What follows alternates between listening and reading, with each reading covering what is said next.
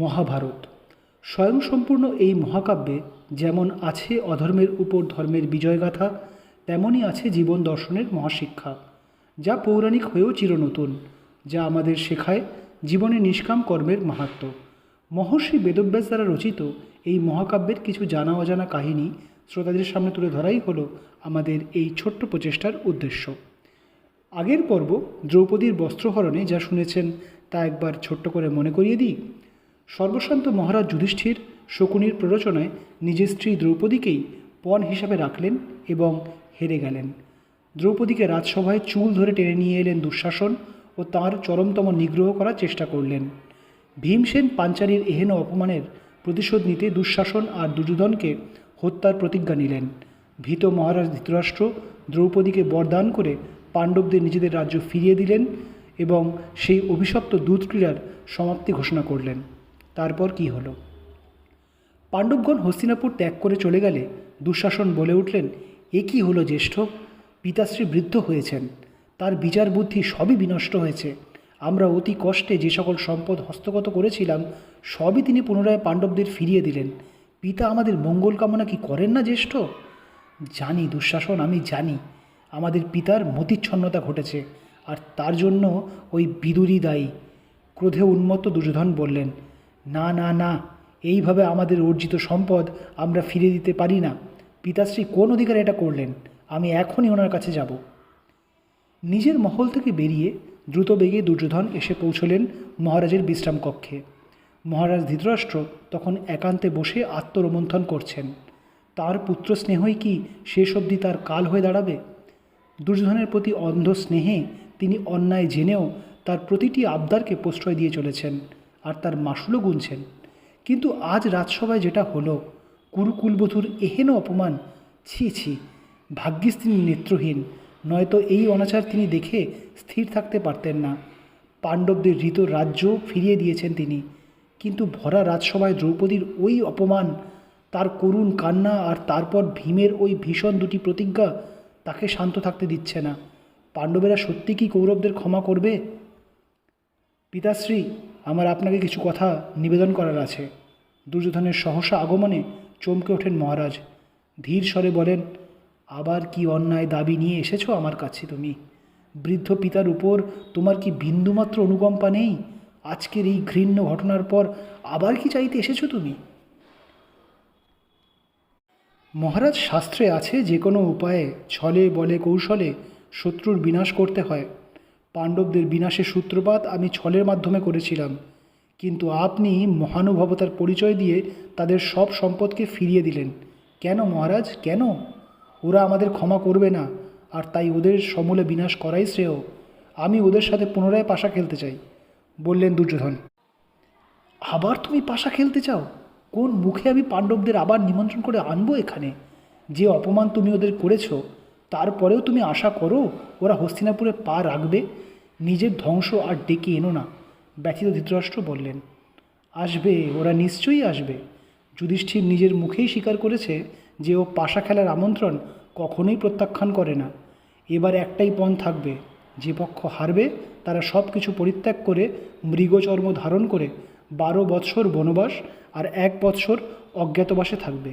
আমরা এই খেলায় পাণ্ডবদের পরাস্ত করে ওদেরকে মহারণ্যে বনবাসে পাঠাবো।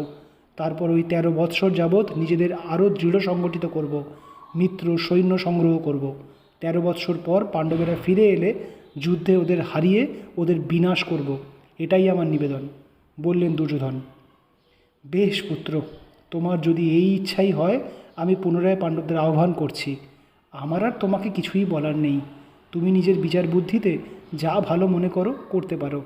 তাতে আমাদের বংশের ধ্বংস যদি হয় তবে তাই হোক, বললেন ধৃতরাষ্ট্র। তারপর প্রাতিকামীকে ডেকে আদেশ দিলেন, প্রাতিকামী, সত্বর যাও আর যুধিষ্ঠিরকে আমার আমন্ত্রণের ব্যাপারে অবগত করে ওদেরকে হস্তিনাপুরে ফিরে আসতে বলো। রাজমাতা গান্ধারী তখন মহারাজের কক্ষেই ছিলেন। দুর্যোধন চলে গেলে তিনি মহারাজকে সম্বোধন করে বললেন, এ কি অনাচারকে প্রশ্রয় দিয়ে চলেছেন আপনি আর্য?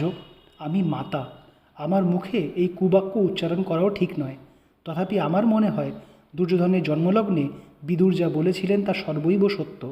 আমাদের জ্যেষ্ঠ পুত্র অসাধু, নীচমতি। ওর লোভের কারণেই আমাদের বংশের বিনাশ হবে। আপনারও অনেক ক্লেশ হবে। পাণ্ডবেরা শান্ত হয়ে ইন্দ্রপ্রস্থে ফিরে গেছে, কেন পুনরায় তাদের ক্রোধাগ্নিকে উত্তেজিত করছেন? মহারানী, তুমি কি ভাবো আমি কিছুই বুঝি না? ব্যথিত ধৃতরাষ্ট্র বলে উঠলেন। পাণ্ডবেরা পুনরায় এই খেলায় হারবে আর বনবাসে যাবে। তারপর 13 বৎসরের শেষে ওরা আমাদের পুত্রদের বিনাশ করবে। সবই আমি জানি, কিন্তু আমার আর কোনোই ইচ্ছা নেই দুর্যোধনকে নীতিবাক্য শোনানোর। ওদের যা ইচ্ছা হয় করুক। কুরুবংশের ধ্বংস যদি এইভাবেই হয়, তাই হোক। প্রাতিগামী যুধিষ্ঠিরকে মহারাজ ধৃতরাষ্ট্রের বার্তা নিবেদন করলে যুধিষ্ঠির সবই বুঝতে পারলেন। তিনি বললেন, বেশ, যখন বৃদ্ধ মহারাজ আমাকে পুনরায় আমন্ত্রণ জানিয়েছেন, আমি যাব আর পাশা খেলব। আমি জানি এতে আমাদের বিপদের সম্ভাবনা আছে, কিন্তু এটাই যদি দৈবের নির্দেশ হয় তাহলে আমি তা মানতে বাধ্য। ভগবান রামচন্দ্র জানতেন যে স্বর্ণময় জন্তু অসম্ভব, তাও তো তিনি মাতা সীতার জন্য স্বর্ণমৃগ অন্বেষণে বেরিয়েছিলেন। বিপদ আসন্ন হলে লোকের বুদ্ধি বিপন্ন হয়ে যায়, এটাই নিয়ম। যুধিষ্ঠির সহ পাণ্ডবেরা হস্তিনাপুরে ফিরে এলে শকুনি পাশা খেলার পণের ব্যাপারে যুধিষ্ঠিরকে অবগত করালেন। শোনো ধর্মরাজ, এই খেলায় যে হারবে তারা 12 বৎসর বনবাস ও 1 বৎসরের অজ্ঞাতবাসে যাবে। তোমরা হারলে তোমরা এর পালন করবে, আর আমরা হারলে আমরা বিনা বাক্য ব্যয়ে মৃগচর্ম ধারণ করে হস্তিনাপুর ত্যাগ করে চলে যাব। কিন্তু অজ্ঞাতবাসের সময় কেউ যদি কারোর কাছে যদি বিজিত পক্ষের প্রকৃত পরিচয় উন্মোচন হয়ে যায়, পুনরায় 12 বৎসরের বনবাস কিন্তু করতে হবে। 13 বৎসরের শেষে নিজের রাজ্য পুনরায় ফিরে পাবে। এটাই পণ। রাজি থাকলে এসো, খেলা শুরু করি। সভায় তখন পুনরায় কোলাহল উঠল। এত বড় ঘৃণ্য অপরাধ ঘটে যাওয়ার পরেও আবার পাশা খেলার কী যৌক্তিকতা আছে? এই নিয়ে অনেকেই প্রশ্ন তুলতে লাগলেন। পাণ্ডবেরা নিজেদের বিপদ বুঝতে পারছেন না, আর কুরুবংশীয় বৃদ্ধজনেরা নিশ্চুপ কেন? তারা কেন পাণ্ডবদের পুনরায় সর্বনাশের পথে ঠেলে দিচ্ছেন? এই সকল বিষয় নিয়ে তুমুল বিবাদ উপস্থিত হলো রাজসভায়। তখন যুধিষ্ঠির করজোড়ে সকলকে নিবেদন করে বললেন, উপস্থিত সকলে একটু ধৈর্য ধরুন। এই পাশা খেলার ফলাফল কী হতে পারে তার সম্পর্কে আমি ভালোভাবেই অবগত, কিন্তু আমি সর্বদা ধর্মের পথেই থাকি, আর ধর্মানুসারে এই পাশা খেলার আহ্বান আমি ফেরাতে পারি না। মাতুল শকুনি, আমি পুনরায় খেলব আপনার সাথে। উত্তম পুত্র, অতি উত্তম। সকলে তোমাকে এমনি এমনি ধর্মরাজ বলে না। তা বেশ, এসো খেলা শুরু করা যাক।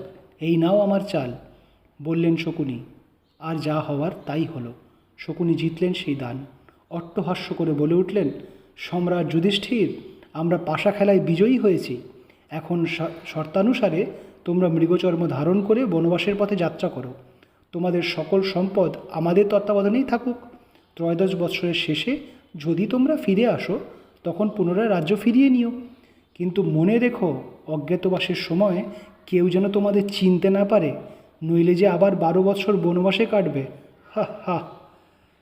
পাণ্ডবেরা তখন নতমস্তকে রাজসভা থেকে বাইরে বেরিয়ে এলেন। তাদেরকে উদ্দেশ্য করে দুঃশাসন বলতে লাগলেন, এখন থেকে আমার জ্যেষ্ঠ ভ্রাতা কুমার দুর্যোধন রাজচক্রবর্তী হলেন, আর পাণ্ডবেরা নরকে পতিত হলো। আর মহারাজ ধ্রুপদেরই বা কী ভাগ্য, নিজের একমাত্র কন্যাকে তিনি এই ক্লীবদের হাতে তুলে দিয়েছেন। ওহে দ্রৌপদী, তুমি বরং হস্তিনাপুরেই থেকে যাও। তোমার পঞ্চপতি নরকের দ্বারে পৌঁছেছে, তুমি আর কী বা ওদের সেবা করবে? তার চেয়ে বরং তুমি আমাদের সেবা করো, তাতে তোমারই ভালো হবে। নির্লজ্জ দুঃশাসন, তোর এত বড় কথা? মনে রাখিস আমার প্রতিজ্ঞার কথা। যেইভাবে তুই কটু বাক্যের দ্বারা আমাদের হৃদয় বিদীর্ণ করেছিস, যুদ্ধক্ষেত্রে তোর মর্মস্থান ভেদ করে তোকে সেই কথাই আমি মনে করিয়ে দেব, গর্জে উঠলেন ভীমসেন।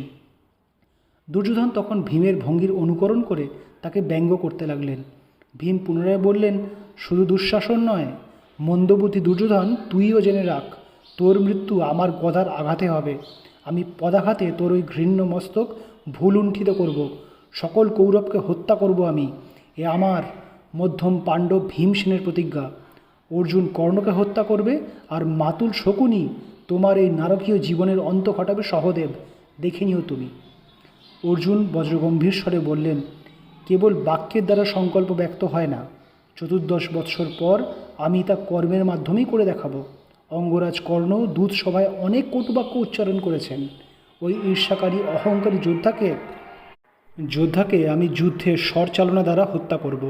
যদি না করতে পারি তবে হিমালয় বিচলিত হবে, এ আমার প্রতিজ্ঞা। সহদেব বললেন, জ্যেষ্ঠ ভ্রাতা ভীমসেন যে আদেশ করলেন আমি তাই করব। গান্ধারাজ শকুনি, শুনে রাখো, আজ থেকে 14 বৎসর পর তোমার মৃত্যুর কারণ হব আমি।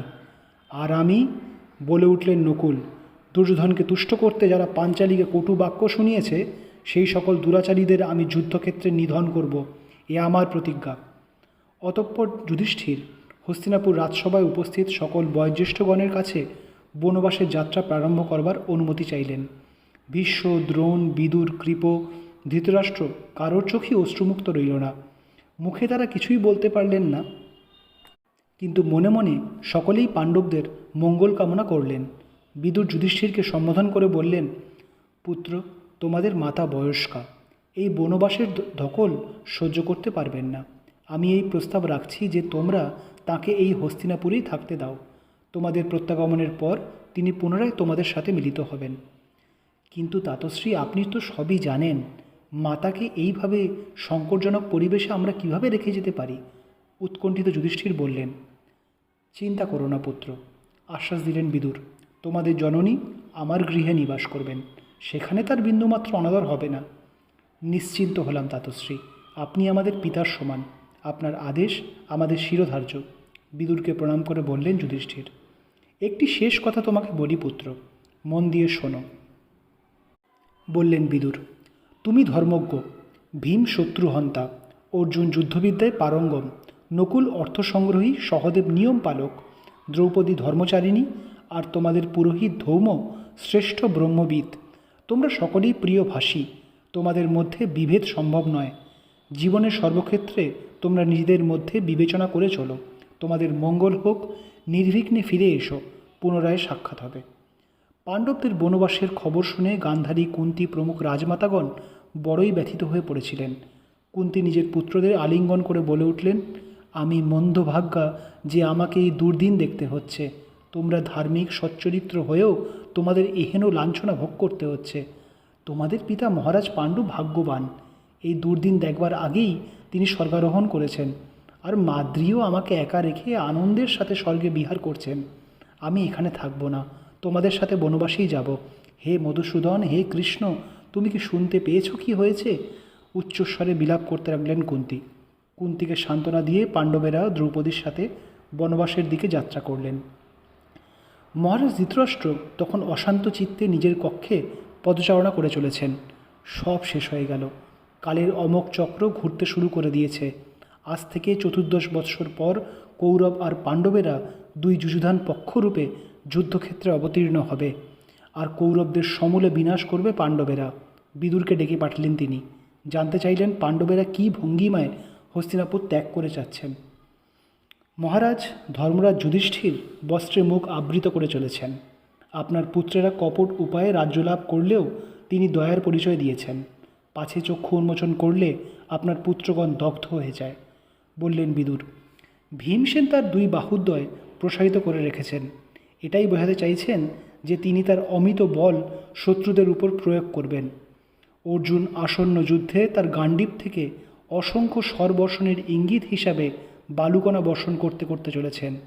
সহদেব জ্ঞানী, পাছে তার মুখ থেকে কোনো অভিসম্পাত নির্গত না হয়, তাই সে মুখ ঢেকে চলেছে। নকুল বিশ্বের সর্বাধিক সুন্দর পুরুষ, নিজেকে ধুলিতে আচ্ছাদিত করে রেখে চলেছে। আর কুরুকুল বধূ দ্রৌপদী, তিনি কেশ ও জালে নিজের মুখ আচ্ছাদন করে রেখেছেন। পুরোহিত ধৌম্য হাতে কুশ নিয়ে সামগান করতে করতে চলেছেন। অর্থাৎ আগামী সময় আপনার পুত্রদের জন্য এক ভয়ানক দুঃসময় আসতে চলেছে। অজস্র পুরবাসী পাণ্ডবদের সাথে সাথে বিলাপ করতে করতে চলেছে। মহারাজ, হস্তিনাপুর আজ রিক্ত হয়ে গেছে।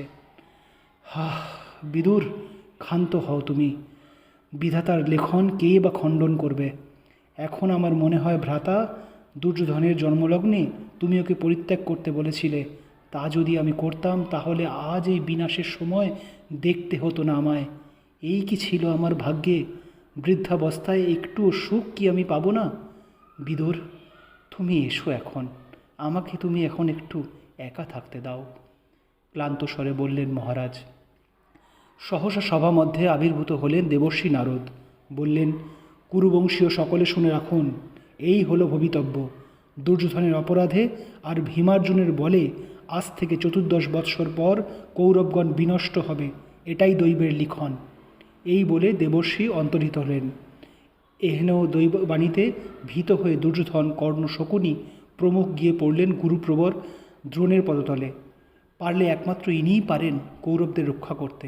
দ্রোণকে হস্তিনাপুরের রক্ষক নিযুক্ত করে দুর্যোধন নিজেকে তাঁর অধীন ঘোষণা করলেন। স্মিতহাস্যে দ্রোণ বললেন, দুর্যোধন, তোমার এই সুখ হেমন্তকালের তালোচ্ছায়ার ন্যায় ক্ষণস্থায়ী। তোমরা আমার শরণাগত, আমিও হস্তিনাপুরের কাছে ঋণী, তাই তোমাদের পরিত্যাগ করতে পারবো না। কিন্তু এটাই আমার দুঃখের কারণ হয়ে থাকবে যে আমার প্রিয়তম শিষ্যের বিপক্ষে আমাকে যুদ্ধে অবতীর্ণ হতে হবে। আর আমার নিধন যে করবে সেই পাঞ্চাল যুবরাজ ধৃষ্টদ্যুম্ন, সেও তো পাণ্ডবদের পক্ষেই থাকবে। যুদ্ধে তোমাদের পরাজয় অবশ্যম্ভাবী। অতএব এই 14 বৎসর দান ধ্যান করে কিছু যদি পুণ্য সঞ্চয় করতে পারো তো করে নাও। তারপর তোমাদের বিনাশ না আমি, না মহামহিম, না অন্য কেউ রুখতে পারবো না। এখন এসো। পাণ্ডবেরা বনবাসের পথে যাত্রা করলেন। তাদের সামনে এক কঠিন পরীক্ষা। এই 12 বৎসরে কি ঘটবে আজ এইখানেই শেষ করছি। আগামী পর্বে মহাকাব্য মহাভারতের আরও কিছু কাহিনী নিয়ে আবার আমরা আপনাদের কাছে আসব। ভালো লাগলে জানাতে ভুলবেন না। ধন্যবাদ।